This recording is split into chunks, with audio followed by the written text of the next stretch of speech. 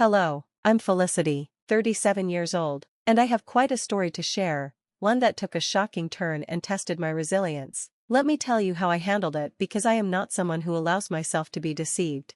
Unlike the usual stories of strained relationships with in-laws, my mother-in-law and I actually got along well, at least, that's what I believed. Our bond was warm, respectful, and seemingly perfect. My husband, Frank, was my soulmate, my partner in crime, and my best friend. From my perspective, our life was idyllic.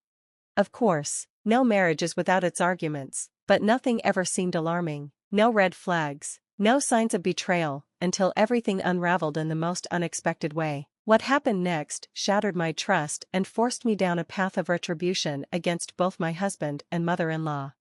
It all started with what was meant to be a generous, heartfelt gesture. I had planned a beautiful vacation for Frank and me, a chance to escape and reconnect, but in a moment of kindness, I decided to extend the invitation to Tiana, my widowed sister-in-law, who had been feeling lonely. I covered nearly all the expenses, flights, accommodations, meals, and activities, asking only that Frank and Tiana handle their personal expenses. The destination? Spain, a dream getaway filled with tapas, flamenco, and the breathtaking streets of Barcelona. I was excited, envisioning the trip as a chance to strengthen our family bond and create unforgettable memories, but little did I know, this vacation would mark the beginning of my worst nightmare. The day I revealed the surprise, I stood in the living room, plane tickets in hand, my heart brimming with anticipation. As I gathered Frank and Tiana, they exchanged curious glances. Tiana, ever composed, tilted her head slightly, studying me. With a smile, I handed them the tickets and eagerly shared my plans. Frank's face lit up with excitement. "Felicity, you're truly something else," he said, his voice full of gratitude. Tiana's reaction was more measured, but she smiled warmly. "Oh, Felicity, this is beyond generous. I don't even have the words to thank you." At that moment, I felt proud, believing my effort was appreciated. I thought this trip would solidify the bonds between us, making our family even closer. But as you might suspect, appearances can be deceiving. Beneath the surface of our seemingly harmonious lives, a betrayal was brewing, one that would rip apart everything I held dear. We boarded the plane as planned, embarking on what should have been 2 weeks of bliss. The first week was magical, exploring Spain's rich history, savoring paella, laughing under the Mediterranean sun. I truly believed we were building lifelong memories. Then, everything changed.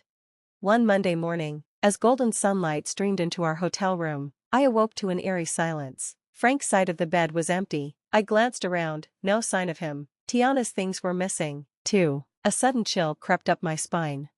I reached for my phone, my fingers trembling as I dialed their numbers. Voicemail, again and again. I called, no answer. The silence was suffocating.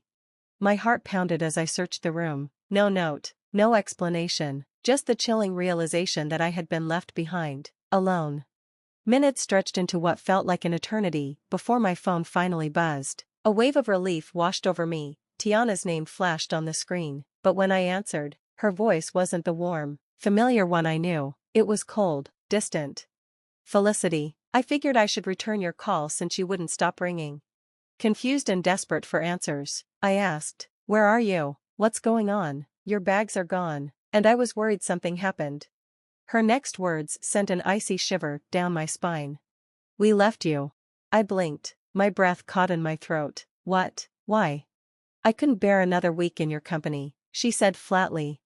My mind raced. Did I do something wrong? A bitter chuckle, then, a reply that cut deeper than I ever imagined. "Yes, I mean, how could you be so dense?" "Excuse me, Den." Tiana's voice was sharp, almost irritated, cutting through the shock already settling in my chest. "You sprung this trip on me, practically forcing me to go. I couldn't keep pretending anymore. Let me make this crystal clear for you. Felicity, I don't enjoy your company." Her words struck like a slap, each syllable chipping away at the trust one had blindly placed in her. "Sure, I can tolerate a few hours with you at family events, but 2 weeks?" I tried, I really did. I forced myself to be civil, to push through, but I could only last a week before I felt like I was losing my mind. "I'm sorry, but I'm on my way to the airport with Frank. We just can't stand being around you anymore." I stood frozen, my mind racing to make sense of what I'd just heard. How could she say this? How could someone I had embraced as family, someone I had invited on this trip out of kindness, turn around and treat me like this? What did I do? My voice wavered, the pain seeping through. What exactly have I done to deserve this? We got along fine. Or at least, I thought we did. If there was an issue, why not talk to me about it? Why blindside me like this? Tiana exhaled, as if exhausted by my existence. That's the thing, I can't even pinpoint it, she admitted. You just irk me. I blinked. What? You heard me. Something about you just rubs me the wrong way. That's the most childish thing I've ever heard, I snapped, anger overriding my grief. You're telling me you hate me, enough to abandon me in a foreign country, just because I annoy you? That's your grand excuse? It doesn't matter if you think it's childish, she said with a shrug in her voice. What matters is how I feel, and I just don't like being around you. Then why did you even come on this trip? I demanded.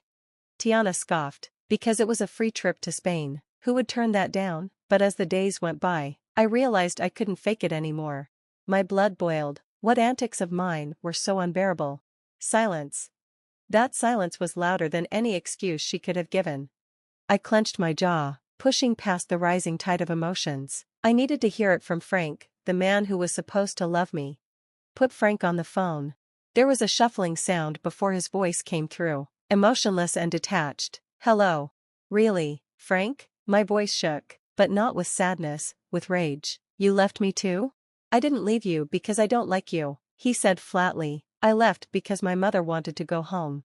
I nearly laughed at the absurdity of it. So you knew about all of this? How long have you known your mother apparently despises me? For a while now, he admitted. I was hoping this trip would bring her closer to you, but I was wrong. And it never crossed your mind to talk to me? To fix whatever this supposed issue is? Again, silence. The truth settled into my bones, cold and bitter. His mother hated me for a reason so trivial, she couldn't even name it. Maybe it was jealousy, maybe she resented something I had that she didn't, and maybe, just maybe, she knew how ridiculous she'd sound if she admitted it out loud. Am I right? I asked, voice tight with restrained fury. The silence that followed was answer enough. I exhaled sharply. I didn't realize you both felt this way. Safe travels home. I ended the call, my hands shaking, my heart pounding. I paced the hotel room, disbelief washing over me in waves. How could they do this? How could the people I considered family abandon me so heartlessly? I sat down, my emotions finally spilling over. Tears burned down my cheeks as I let the betrayal sink in. But then, something shifted. I had spent my life being kind, being understanding, making excuses for people who didn't deserve it, but not anymore. Wiping away my tears, I reached for my phone. There was one person I could trust, someone who had always had my back. I dialed Arlo's number. When he picked up, his familiar, steady voice instantly soothed me. Felicity, what's wrong? I took a deep breath. I need your help. Arlo was silent for a moment before he said, whatever it is, I'm in. A small smile tugged at my lips, despite everything. You know how your construction company always has excess sawdust? Yeah, he said slowly, it's a hassle to get rid of sometimes. I think I've found the perfect use for it. His curiosity was piqued. Go on. I laid out my plan, my voice steady and sure. Bags of sawdust, delivered straight to Tiana's house, every corner, every crevice, filled, a silent, lingering reminder of the stress and humiliation she had inflicted on me. Arlo chuckled, low and approving. Felicity, you are a force to be reckoned with. That's the plan. There was just one more detail left to figure out. How are we getting inside the house? Before they returned. You need to get the spare key, it's under the potted plant on the patio. Once you have it, you're in. Arlo chuckled. Wow, you thought of everything, huh?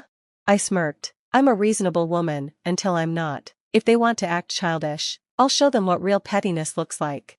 The hours crawled by, my anticipation mounting. I kept glancing at my phone, waiting for Arlo's confirmation. Then, like a symphony reaching its crescendo, my phone chimed.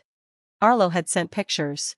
I opened them eagerly, and my breath hitched. Tiana's once pristine home now looked like a disaster zone, drowned in an ocean of sawdust. It covered everything, the floors, the furniture, even the chandelier. Every crevice had been filled, every surface dusted in chaos. It was the perfect storm, a reflection of the turmoil they had inflicted on me. I called Arlo immediately. The moment he picked up, his laughter erupted through the speaker, infectious and wild. I joined in. the catharsis washing over me. I can't thank you enough, I said between breaths. You've been incredible, helping me deliver this well-deserved karma. Arlo exhaled, amused. Naughty can be so satisfying, my friend. Now, all that was left to do was wait. The anticipation was intoxicating. How would Frank and Tiana react when they stepped into their sawdust-coated nightmare? Would they scream? Cry? My fingers itched to grab the popcorn. Hours later, my phone vibrated violently against the nightstand. I answered, barely containing my excitement. It was Frank. Felicity, it's just, he exhaled sharply, clearly overwhelmed. It's awful. Mom is in hysterics. I bit back a grin. Oh, what happened? You know what happened, he snapped. The house is completely wrecked. I let a slow, satisfied breath escape. Well, sounds like karma's a real pain, huh? Frank's voice dropped into a suspicious whisper. Wait, was this you? Before I could answer, Tiana's shrill wail cut through the phone. How could you do this to me? I barely stopped myself from laughing. I have no idea what you're talking about, Tiana. Don't play games, who else would do this? Well, I mused, it's surprisingly easy to break into an unsecured home. You really should invest in some security cameras. Tiana gasped, probably realizing just how vulnerable she'd been. Felicity, this isn't funny. When are we supposed to sleep? The sawdust is making my lungs ache. I'd scared. Oh dear, you must have forgotten to grab the keys to my house before you abandoned me in Spain. That's a real shame. Felicity, please, can we just? Where are you staying now? Another hotel? I interrupted sweetly. I hope you budgeted for an extended stay. I booked 2 weeks in Spain. After all, and who knows? I might decide to extend my vacation. Tiana's wails escalated in the background. My furniture, my rugs, everything is ruined. Frank took the phone again, his voice low and defeated. Felicity, this was foul. How could you do this? I sighed dramatically. I don't know why you're assuming I had anything to do with this. I mean, how could I? I'm currently sipping a cocktail in the hotel jacuzzi. Their silence was delicious. They knew. They knew I had orchestrated this, but without proof, their frustration had nowhere to land. Well, I said, suppressing a chuckle, I hope you both enjoy your evening. Let me know if you need hotel recommendations. Before they could respond, I ended the call, exhaling in satisfaction. I knew what I'd done was a little extreme, maybe even dangerous, considering Tiana's age, but let's be honest, they wouldn't dare stay in that house overnight, not with sawdust choking every breath they took. They'd be stuck bouncing between hotels, scrambling to find a cleaning crew willing to take on the mess, and once it was all said and done, Tiana would have no choice but to stay in my home while they waited for repairs. Oh, how ironic. For someone who couldn't stand my company, she was about to be stuck with me. This should serve as a lesson. Some people only learn the hard way, and if you're going to be the villain in their story, you might as well make it worth their while.